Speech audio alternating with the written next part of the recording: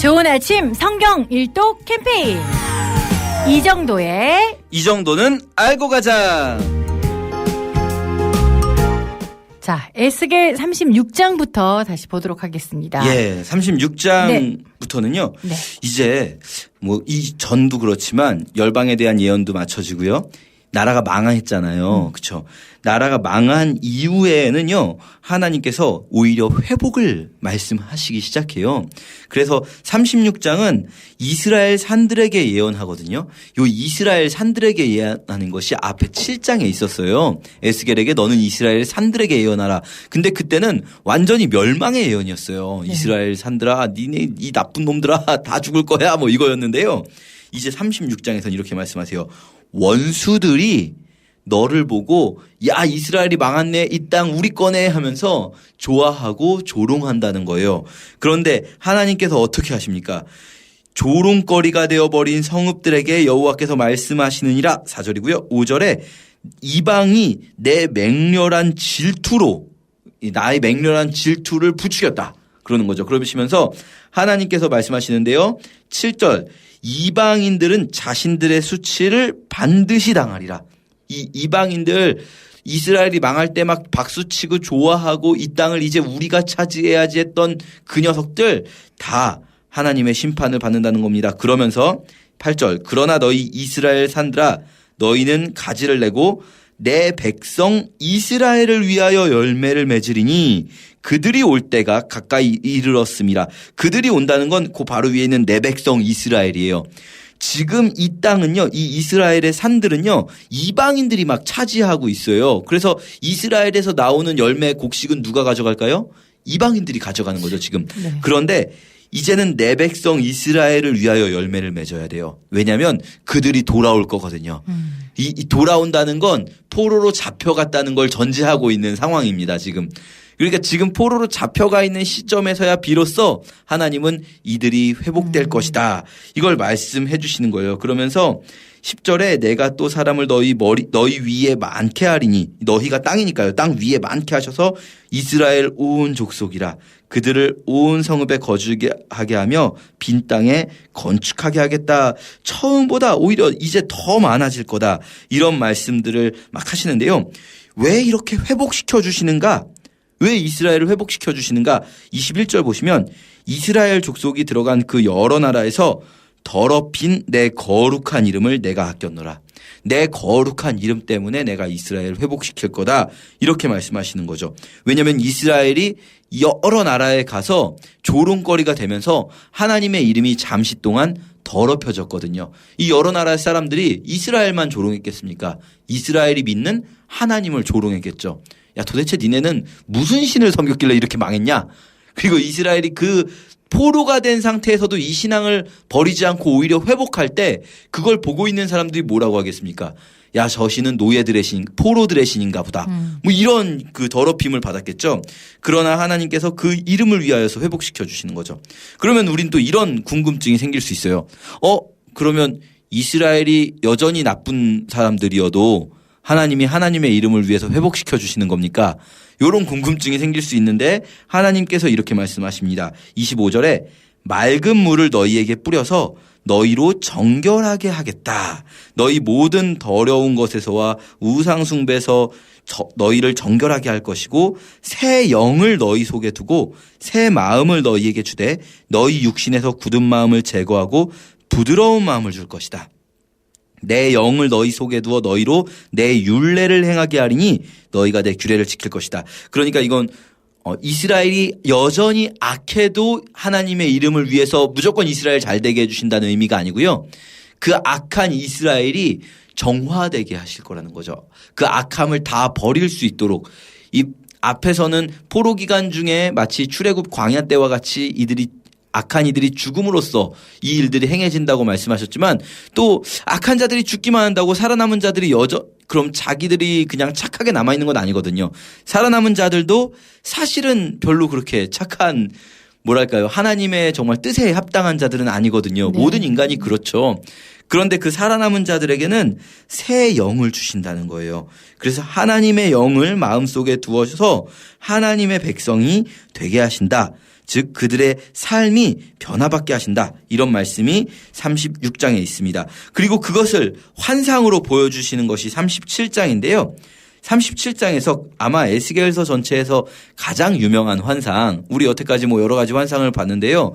뭐 예루살렘으로 이렇게 끌고 가신 환상도 있었고, 그런데 가장 유명한 환상은 이걸 것 같아요. 마른 뼈. 그렇죠. 마른 뼈 환상이죠. 네. 하나님의 영이 골짜기로 데리고 가십니다. 사실 여기 골짜기가 어느 골짜기인지는 정확하게 알기는 조금 어렵습니다. 그냥 골짜기라고만 나와요. 근데 어쨌든 어디인지가 중요하지 않아요. 이 골짜기에 뼈들이 막 말라서 버려져 있는 거예요. 그 마른 뼈들을 보고 하나님께서 물어보시죠. 야, 이 마른 뼈들이 살 수 있겠니? 에스겔이 뭐라고 대답할까요? 못 산다 이렇게 대답하면은 에스겔도 여전히 지금 믿음이 없는 거예요. 에스겔 어떻게 뭐냐면 자기가 보기엔 도저히 이거는 뼈들이 다 말라가지고 죽은 거거든요. 이게 사람이 죽은 시체도 아니고 그 시체가 오래 지나가지고 이제 백골이 진토되어 넋이라도 있고 없고 한 상황인데 그 상황에서 에스겔은 이렇게 대답합니다. 주 여호와여 주께서 하시나이다. 이렇게 대답하죠. 지혜로워요. 그랬더니 하나님께서 내가 생기를 들어가게 하겠다. 내가 명령하는 대로 너는 말해라 하면서 에스겔이 내 힘줄을 두고 너희가 살아나리라 생기가 들어갈 것이다 막 이렇게 예언하니까 갑자기 뼈들이 막 갑자기 덜컥덜컥 하면서 뼈들이 맞춰지기 시작해요. 그리고 그 맞춰진 뼈 위에 8절에 보시면 힘줄이 생기고 살이 오르면서 가죽이 막 덮이기 시작해요. 좀 약간 공포영화 같은 그런 장면을 에스겔이 본 건데, 그런데 가죽이 덮였다. 그래서 완전히 인간의 살아있을 때의 모습이 됐는데 8절에 보시면 그 속에 생기가 없어요. 그런데 하나님께서 인자야 너는 생기를 향하여 대언하라. 생기에게 들어가라 하니까 사방에서부터 막 바람이 막 불면서 생기가 드러난 거죠. 그러면서 그 뼈들이, 그러니까 이 백골이 막 널려 있었던 그 땅이 갑자기 군대로 변화된 겁니다.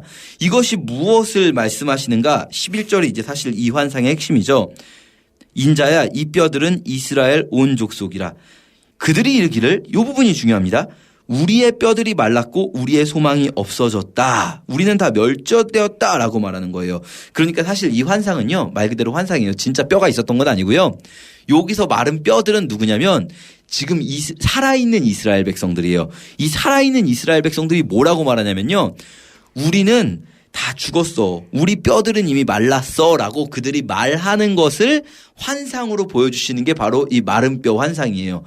우리의 뼈는 다 말랐고 우리는 멸절되었다. 우리의 소망이 없어졌다. 이게 무슨 말일까요? 이스라엘 백성들이 포로가 된 이후에 하는 말이에요. 이제 끝났어. 나라가 망했잖아요. 사실 나라가 포로가 됐어도 이 사람들은 교만했거든요.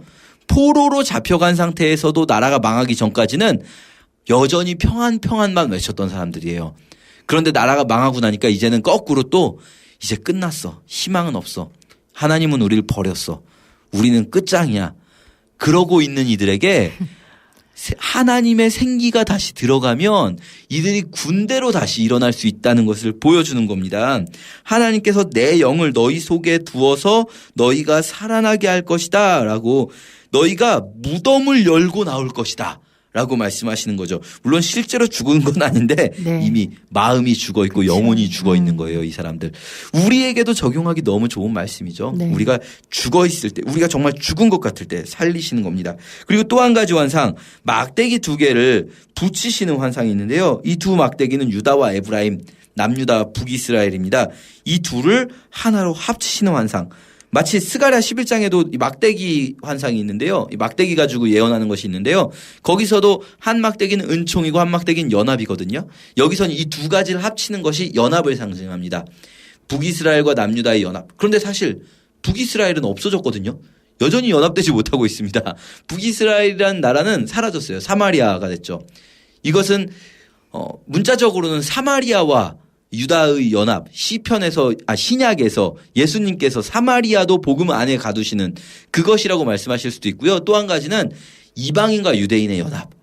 어쨌든 온 민족이 하나님 안에서 하나 되는, 온 세계가 하나님 안에서 하나 되는 것을 말할 수도 있습니다.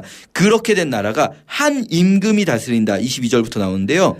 다윗이 그들의 왕이 될 것이다. 24절에 이 한 목자 메시아 나라를 의미하는 겁니다. 그러니까 영원한 메시아 나라의 이야기가 나오고요. 38장 39장에는요. 곡과 마곡에 대한 이야기가 나오는데 계시록에서도 할 이야기지만 계시록과 조금 다르긴 합니다.